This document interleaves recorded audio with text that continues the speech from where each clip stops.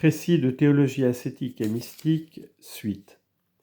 Nécessité de la théologie ascétique.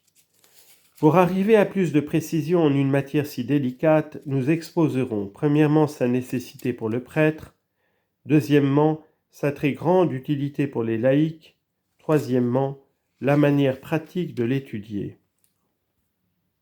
Premièrement, nécessité pour le prêtre. Le prêtre doit se sanctifier et sanctifier ses frères, et à ce double point de vue, il est obligé d'étudier la science des saints.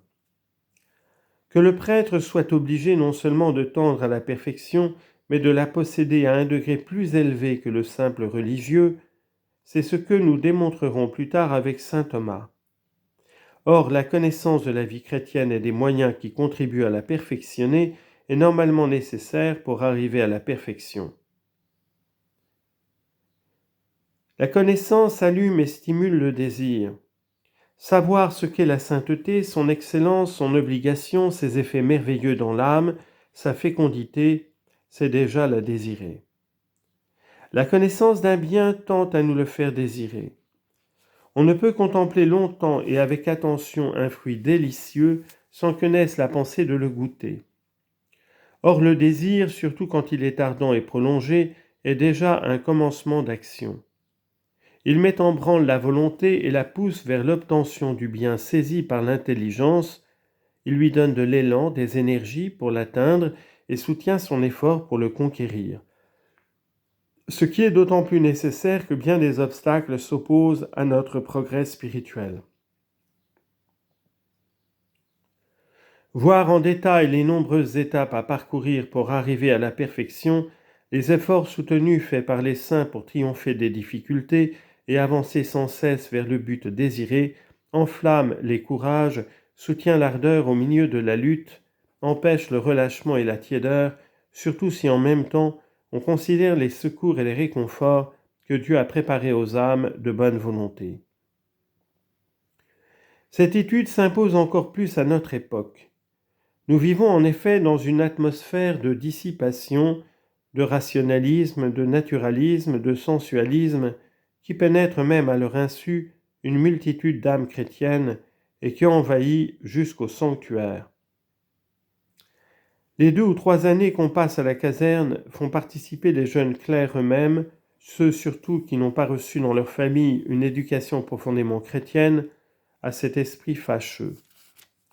Or, quel est le meilleur moyen de réagir contre ces tendances funestes de notre temps, sinon de vivre dans la compagnie de notre Seigneur Jésus-Christ et des saints, par l'étude méthodique et suivie des principes de spiritualité qui sont en opposition directe avec la triple concupiscence.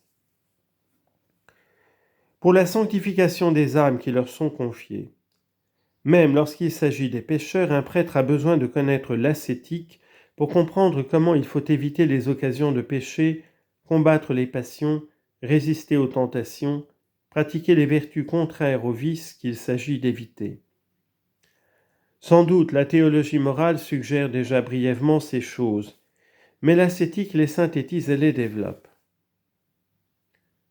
Mais de plus, il y a dans presque toutes les paroisses des âmes d'élite que Dieu appelle à la perfection et qui, si elles sont bien dirigées, aideront le prêtre dans l'exercice de l'apostolat par leurs prières, leurs exemples et 1000 petites industries.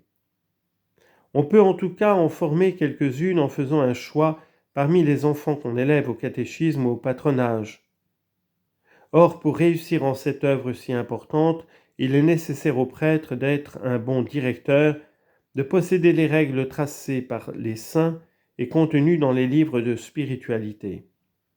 Sans cela, on n'a ni goût ni l'aptitude requise pour cet art si difficile de former les âmes. À plus forte raison, l'étude des voies spirituelles est nécessaire pour la direction des âmes ferventes, appelées à la sainteté, et qu'on rencontre parfois jusque dans les plus petites campagnes. Pour les conduire jusqu'à l'oraison de simplicité et à la contemplation ordinaire, il faut connaître non seulement l'ascétique, mais encore la mystique, sous peine de s'égarer et de mettre obstacle au progrès de ces personnes. C'est la remarque de sainte Thérèse. Pour cela, un directeur est très nécessaire. mais il est à désirer qu'il ait de l'expérience. Mon opinion est et sera toujours que tout chrétien doit, lorsqu'il le peut, communiquer avec des hommes doctes, et plus ils le seront, mieux cela vaudra.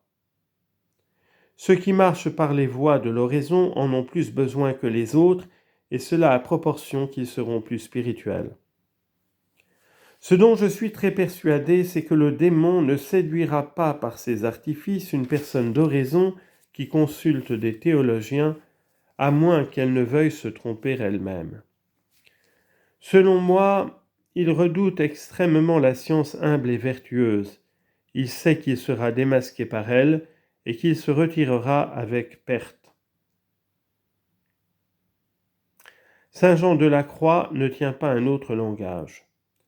De tels maîtres spirituels, ignorant les voies mystiques, ne comprennent pas les âmes engagées dans cette contemplation paisible et solitaire. Ils les forcent à reprendre le chemin de la méditation et du travail de la mémoire, à faire des actes intérieurs où les dites âmes ne trouvent que sécheresse et distraction. Qu'on le sache bien, celui qui se trompe par ignorance, alors que son ministère lui impose le devoir d'acquérir les connaissances indispensables, n'échappera pas à un châtiment qui sera selon la mesure du mal produit. Citation de Vive flamme d'amour, strophe 3, verset 3. Qu'on ne dise pas « si je rencontre de ces âmes, je les abandonnerai au Saint-Esprit pour qu'il les dirige ». Le Saint-Esprit vous répondrait qu'il vous les a confiées et que vous devez collaborer avec lui à leur direction. Sans doute il peut lui-même les conduire, mais pour éviter tout danger d'illusion, il veut que cette conduite soit soumise à l'approbation d'un directeur visible.